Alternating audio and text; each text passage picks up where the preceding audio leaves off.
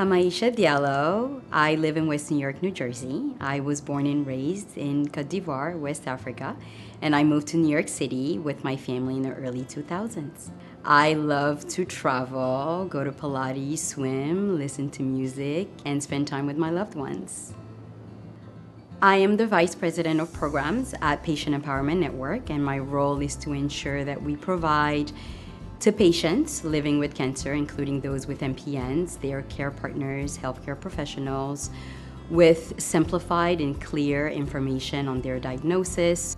Patient Empowerment Network is fully dedicated to making sure that patients and their families, care partners, have equitable access to care, and that we continue to provide resources and tools to really help bridge the existing gaps that are present, whether it's communication with their healthcare team or whether it is them not being able to access the care that they need because of where they live, who they are, what language they speak, and what's going on in their lives.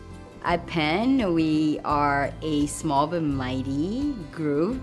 We are a team of 7, and I'm really excited to be able to work directly with these amazing ladies. An empowerment lead may suggest like There's many avenues that patients are able to get connected to Penn or find us. One of them is through their healthcare teams that are involved in our work and our programs that are sharing those resources with them. Our empowerment leads who are volunteers to Penn, they are the gateway from the community back to Penn. Social media is another avenue, our website. Nicole and I got some really great feedback yesterday about So through our MPN programs, we've been able to identify the specific needs of patients living with ET, PV, and myelofibrosis. So once they're newly diagnosed, there are adequate resources for them. While they are in treatment, there is more for them during survivorship and how to thrive with the disease. So there's something available for them throughout their entire journey. Patients, care partners, healthcare professionals keep wanting more.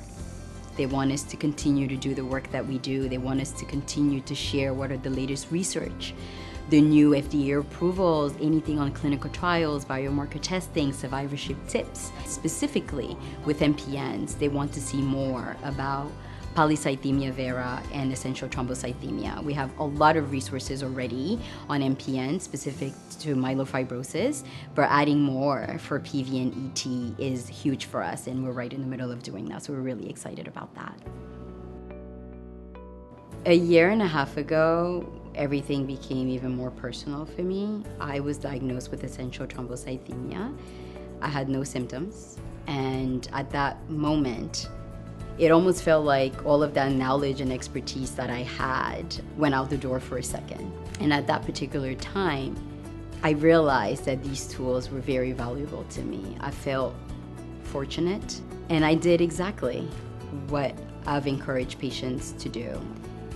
But I never stopped thinking about patients who are living with an MPN, especially in underrepresented communities who are not fortunate to have the access to the same tools, resources, knowledge that I had. So I think that's one of the things that continued to drive me every single day to wake up and to be able to make sure that anyone impacted by an MPN is able to access those credible resources and get the equitable care that they need, no matter where they live, who they are, where they're from, or what language they speak.